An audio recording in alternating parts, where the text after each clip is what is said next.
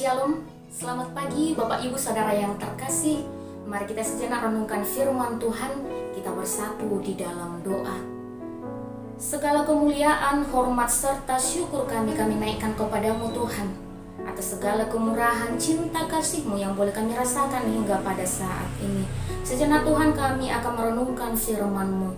Buka hati dan pikiran kami agar kami boleh memahami dan melakukannya dalam hidup kami sehari-hari. Di dalam Kristus Yesus kami berdoa dan mengucap syukur. Amin.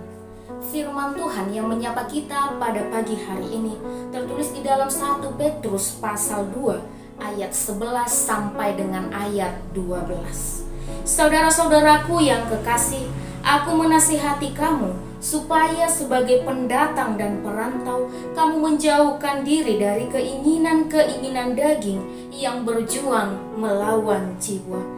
Milikilah cara hidup yang baik di tengah-tengah bangsa bukan Yahudi, supaya apabila mereka memfitnah kamu sebagai orang durjana, mereka dapat melihatnya dari perbuatan-perbuatanmu yang baik dan memuliakan Allah pada hari Ia melawat mereka.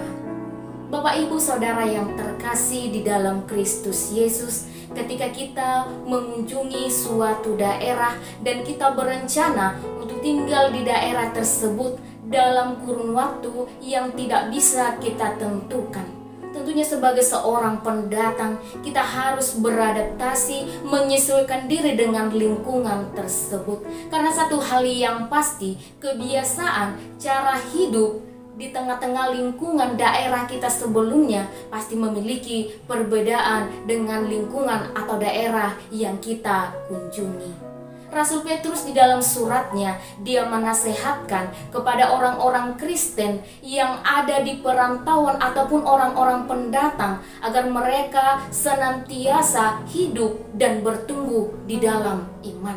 Nasihat itu adalah mengajarkan kepada mereka agar mereka menjauhi keinginan-keinginan daging. Keinginan-keinginan daging tentunya pasti ada. Akan tetapi sebagai orang percaya, sebagai orang Kristen, kita memiliki kuasa untuk tidak menurutinya. Nasihat yang kedua yang disampaikan oleh Rasul Petrus kepada mereka adalah supaya mereka memiliki cara hidup yang baik di tengah-tengah penduduk asing. Tentunya sebagai seorang pendatang, kehidupan kita sebagai sorotan utama, perhatian utama dari orang-orang di sekitar kita sebagai penduduk asli. Ketika kita melakukan sesuatu hal yang tidak baik, tentunya orang-orang yang ada di sekitar kita ataupun penduduk asli di sekitar kita akan mencemooh kita. Oleh sebab itu, semaksimal mungkin kita harus menjadikan hidup kita melakukan apa yang baik supaya kita bisa menyesuaikan diri dengan lingkungan kita. Bapak Ibu Saudara yang terkasih, kita secara keseluruhannya juga adalah perantau di tengah-tengah dunia ini. Karena sesungguhnya dunia ini bukanlah tempat kita.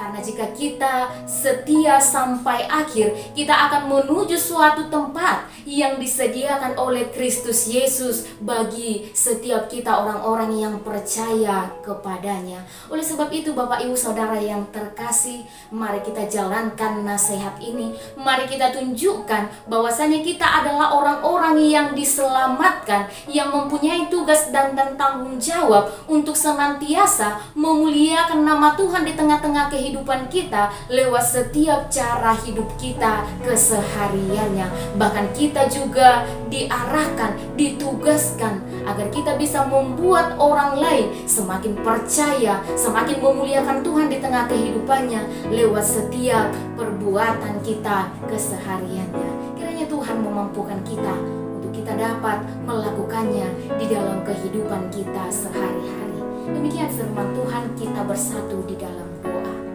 Terima kasih Bapa di surga untuk sapaan firman-Mu Tuhan yang boleh menyapa kami pada pagi hari ini.